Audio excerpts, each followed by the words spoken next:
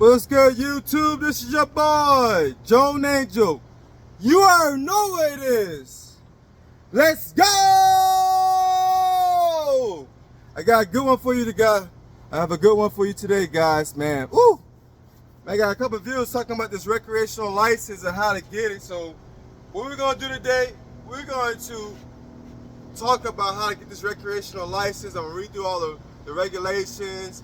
And I'm going to show you some maps on how to fly in certain airspaces prior to taking off. But let's get into it. So, I have my laptop here. The first thing you want to do is go to Google, put in FAA.gov drone, space drone. And then what's going to populate is going to be Federal Aviation Administration.gov. And then it's going to have Drone Federal Aviation Administration.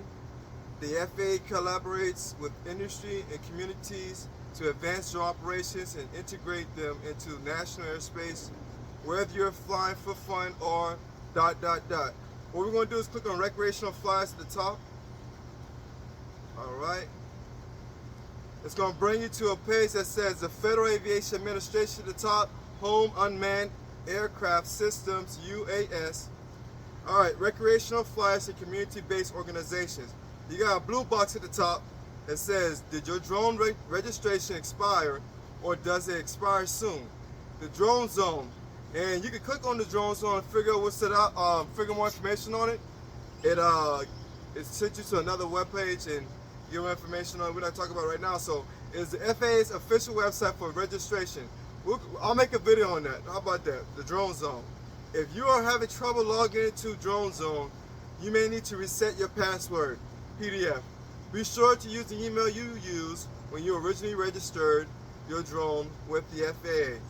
Alright. The rule for operating unmanned aircraft systems, UAS, are drones under 0.55 pounds. That's something to remember because 0.55 pounds is going to be in your test for your recreational license. Alright. International Airspace Systems, NAS, is 14 CFR Part 107. You can click on that, get more information on it. I'll do a video on that one as well in the future, referred to as the small UAS rule.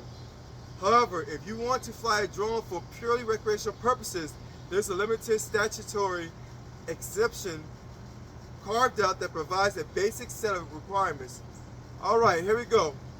The Recreational UAS Safety Test or trust, which is the test you take to get your drone license. Matter of fact, I'll show you what it looks like once you pass the test. It looks like this. Once you pass the test, you'll get this right here, print it out for your enjoyment, alright? You're going to have that at all times when you're flying your drones. Now let's get back into it.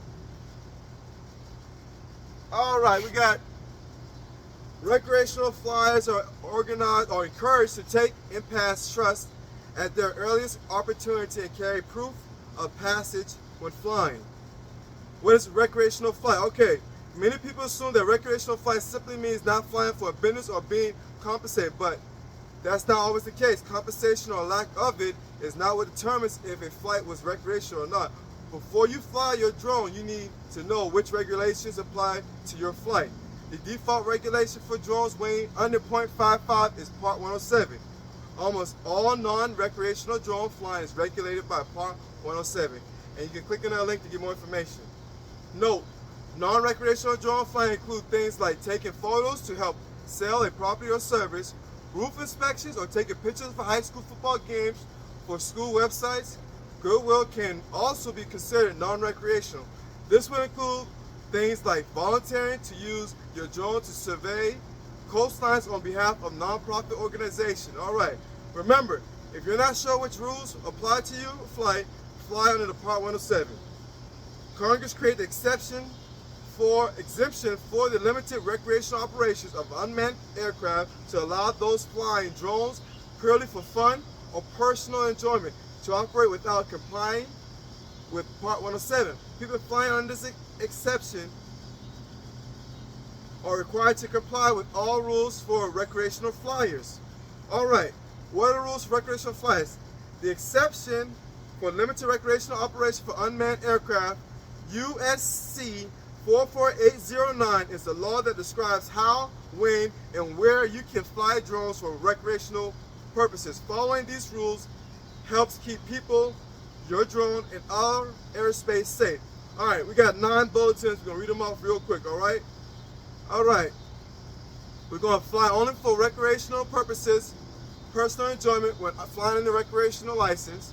Number 2, you're going to follow the safety guidelines of an FAA-recognized company, community-based organization, which is CBO. For more information on how to become an FAA-recognized CBO, read Advisory Circular 91-57 Charlie. All right, number 3, keep your drone within the visual line of sight or use visual observer who is co-located physically next to in direct communication with you. That's important because that will be on your test for your recreational license. All right, number 4, give way to and do not interfere with other aircraft. Number 5, fly at or below FAA or authorized altitudes in controlled airspace. Class B, C, D, Surface Class E, designated for an airport only with prior FAA authorization by using Lance or Drone Zone. Okay, we're going to go over Lance, all right? I have pulled up. It's called Lance. It is an acronym. It has LAANC. What does it stand for? Okay, Lance is the Low Altitude Authorization and Notification Capability. A collaboration between FAA industry is directly supports UAS integration into the airspace. Basically what this does is a map prior to taking off your drone where you can see if you're going to be in control and uncontrolled airspace and give you the green light. And I can go over that with you. But I'm going to read some more. Lance provides drone pilots with access to control airspace at or below 400 feet. Awareness of where pilots can and cannot fly. Air traffic professionals with visibility in where and when drones will operate. All right. How does it work? Lance automates the application and approval process for airspace authorization through an automated application developed by FAA-approved UAS service suppliers, USS. Pilots apply for airspace authorization. Let's keep going.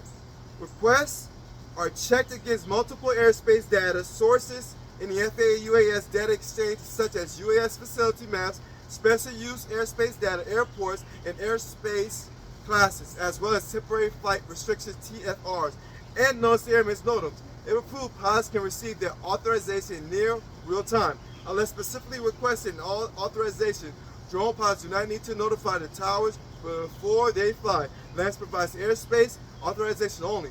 Pilots must stay still, check NOTAMs, weather conditions, and abide by all airspace restrictions. Okay, keep it moving.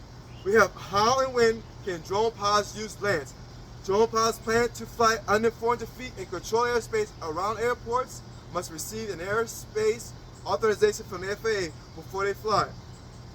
Lance is available to pilots operating under the small UAS Part 107 or under the exemption for recreational flyers, which is going to be you guys who are applying for a recreational license. You can get access through an FAA-approved Lance UAS service suppliers. There are 2 ways to use Lance. Here we go. Submit a real-time authorization request for operations under 400 feet in controlled airspace around airports, available to Part 107 pilots and recreational flyers. Another thing, submit a further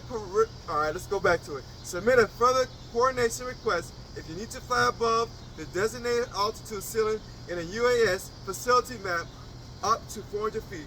You can apply up to 90 days in advance of a flight, and approval is coordinated manually through FAA. Available to Part 107 pilots only. All right, that's enough about Lance. Hope you get it. Let's get back to this recreational license. All right. All right, number 6, fly at or above 400 feet in Class G uncontrolled airspace. Note, anyone flying a drone in the U.S. National Airspace System, NAS, is responsible for flying within the FAA guidelines and regulations. That means it is up to you as a drone pilot to know the rules where you can fly. Number 7, the Recreational UAS Safety Test, TRUST, is the test we're going to take for recreational test to be compliant with FAA, okay? and carry proof of test passage when flying. 8. Have a current FAA registration marked PDF your drones on the outside with a registration number, and carry proof of registration with you when flying. Note, beginning September 16, 2023, if your drone requires an FAA registration number, it will always be required to broadcast remote ID. And you can get more information on that by clicking on remote ID on this page. Information on last phone with FIRA. Alright, I got that one pulled up for us. Let's go to it. Let's get it. FIRA stands for FAA Recognized Identification Areas. Okay, in short, this is going to allow recreational or non-recreational users to be in a area to fly your drones without any type of transmission. But the requirements we're going to read about are that you have to be inside, your drone has to remain inside this area, and you personally have to remain inside this area at all times. Alright, let's get to it. FIRA. A FIRA is a defined geographical area where drones can be flown without remote ID equipment. Both the drone and the pilot must be located within the FIRA boundaries throughout the operation. In addition, the pilot of the drone must be able to see it at all times throughout the duration of the flight. Woo! Let's see. How to apply for FIRA. FIRA application accepted through the FAA Drone Zone website. Number 1, create an account or log into your existing account. Number 2, click Add a Service from the FAA Drone Zone service screen. 3, select FIRA service followed by the Add Service button. Number 4, launch the FIRA dashboard and then confirm your profile. Number 5, create a FIRA application from the FIRA dashboard. And number 6, complete and submit your FIRA application. Before the guidance of the FIRA application, read Advisory Circular 89-3. Let's finish this up, guys. We're almost there. Bear with me. Visiting from another country using a foreign registered drone, be sure to check out our page, International UAS Operation in the United States. Individuals violating any of these rules and or / operating in dangerous manner may be subject to FAA enforcement action. For more information, read Advisory Circular 9157. Charlie. Not sure what type of drone user you are? We can help. Click on that to give more information. Visit our website or follow us on Facebook or Twitter for the latest safety information, news and updates. That's it.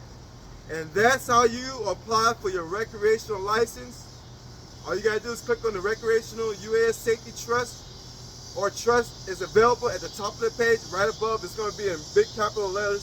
What is a recreational flight? The paragraph above that, you click on that, and that's how you're gonna be able to take that test. Okay, one thing I want to go to before we get out of here is the Lance report. There are like 8 or 10 different services, softwares that provide that. And what I want to do is to show you guys how easy it is to use. So what I'm going to do, I'm going to go to where I stay, and I'm going to zoom in to show you how easy this is. Okay, here we go. I had it up earlier and something happened, I don't know. Alright, here we go. Yeah, this is the place I want. Alright, you know. So guys, I'm in Stillwater, Oklahoma, alright? So guys, I'm going to show you where I stay. Psych! Not going to happen. But I am going to show you Stillwater, Oklahoma, alright? So Stillwater, Oklahoma has some controlled airspace. That blue circle right there. Once you click on that, I'm going to show you what pops up on this website. And this one I'm using right here for a Lance report is going to be called Air Hub Porter. Okay. And Stillwater's identifier is SWO. So let's see. Okay. It says once you click on that blue circle, get approval. Okay, and then it has a box on the side that says, at this location 3, control airspace Class D, SWO, further Federal Aviation Administration, January 1st to December 31st, 8 a.m. to 10 p.m. UTC 6 daily. Additional remarks, you must have an airspace authorization from the FAA use Lance. Prior to the flights, the remote pilot in command must assist local airspace and any flight restrictions. Get a Lance. And you have a button to press to get that. I'm going to show you what that box looks like when you press on that blue circle. That's what it looks like right there. That's your lance report for control airspace. Now I'm gonna click on a non-control airspace for you guys so you can see what that looks like. All right, it's super easy, guys. All you gotta do is put your hands on it. All right, I clicked on it right outside the airspace, and it says, it got me a green light, and a check mark says clear to fly. All right, let me sit down with this one and read off what it says. At this location, number 2, clear to fly uncontrolled airspace, Federal Aviation Administration. Additional remarks, no active advisory airspace, authorization not required. Prior to flight, the remote pilot in command must access local airspace and any flight restrictions. Through this area in uncontrolled, check your local regulations to ensure that your flight maintains compliance. All right, it also has NOTAMs, UAS operating air KC01-977. And guys, we're gonna go over all that terminology in future videos. Don't be discouraged, but that is it for this one. And we went over to how to get your recreational license. If you have any questions, man, contact me. Again, my name is Drone Zone. We're gonna fly often. No, actually, we're gonna fly safe, fly often. Let's get it. Woo! And we're out.